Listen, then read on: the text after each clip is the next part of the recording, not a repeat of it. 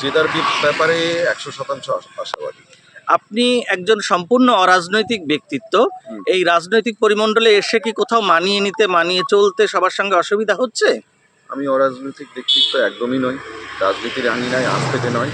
1998 সালে 1 জানুয়ারি যখন তৃণমূল সরকারটা তৈরি হয়েছিল, তৃণমূলের যে আমাদের ইউনিট প্রতিষ্ঠিত হয়েছিল প্রথম কংগ্রেস থেকে ভেঙে, সেই সময় থেকেই আমি ছিলাম আরজি করে। তখন আমি ছাত্র রাজনীতির সঙ্গে যুক্ত।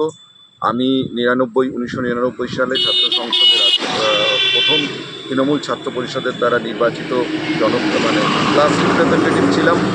তারপরে 2011-তে দল ক্ষমতায় আসার পর প্রোগ্রেসিভ হেলথ অ্যাসোসিয়েশনের আগে যে সংগঠন ছিল প্রোগ্রেসিভ ডক্টরস অ্যাসোসিয়েশন, তার আমি নদিয়া জেলার সেক্রেটারি ছিলাম।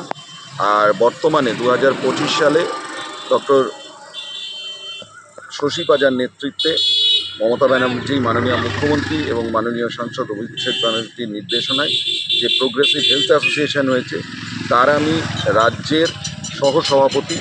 মাননীয় মন্ত্রী শশী পাজা ম্যাডাম, তিনি আমাদের সভাপতি।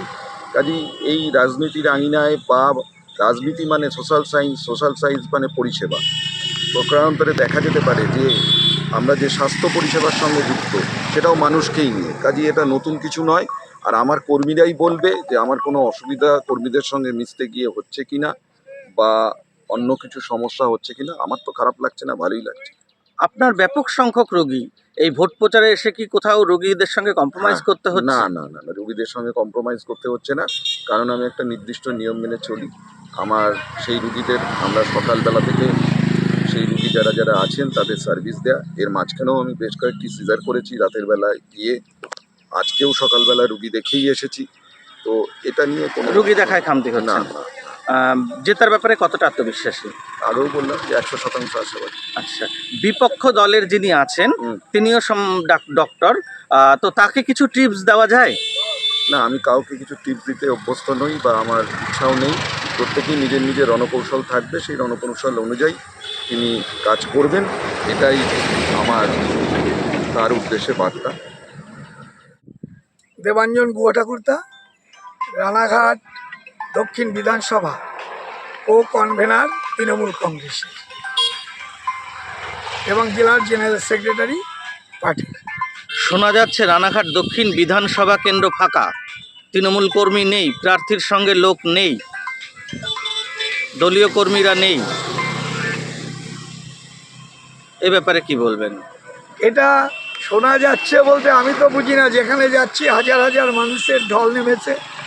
মায়েরা বিশেষ করে, মহিলাদের যে ভিড় চোখে পড়ার মতো।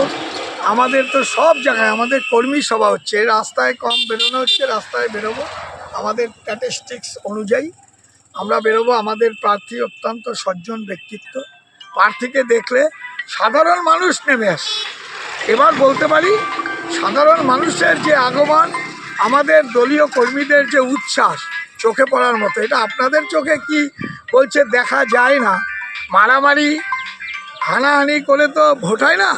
ওটা বিজেপি করতে পারে, তারা বড় বড় ফ্ল্যাগ নিয়ে হয়তো রাস্তায় দু এক জায়গায় যেতে পারে, এতে কিছু যায় আসে না। আমাদের কর্মীরা রাস্তায় নেমে জেতার ব্যাপারে কতটা আত্মবিশ্বাস রয়েছে? জিতবো তো 100%, তো বেশি 200% আমরা নির্বাচনে জয়লাভ করব।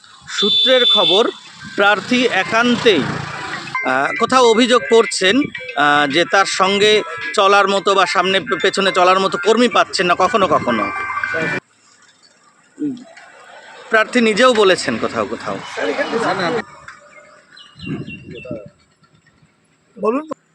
এবার আমি বলি, আমাদের প্রার্থীর বায়োডাটা তো নিশ্চয়ই আপনারা জানেন, নতুন করে বলার কিছু নেই। আমরা প্রার্থী অনেক পেয়েছি, অনেক দেখেছি, অনেক পলিটিক্স করেছি, কিন্তু আমাদের প্রার্থীর প্রতি সাধারণ মানুষের যে উচ্ছ্বাস সেটা চোখে পড়ার মতো। যেখানে যাচ্ছি না, আমরা রাস্তার দুধারে বিভিন্ন জায়গায় দেখেছি প্রার্থী পরিচিতি কমপ্লিট হয়েছে। আজকের থেকে কুপার্সে আমাদের শুরু। কুপার্স 2 নম্বর ওয়ার্ড থেকে আমাদের কর্মসূচি শুরু। ডোর টু ডোর আমরা বেরোবো। অন্তত 500-700 লোক প্রার্থীর সাথে সবসময় থাকে। দ্বিমুখী লড়াই হবে না ত্রিমুখী লড়াই হবে না লড়াইই হবে না?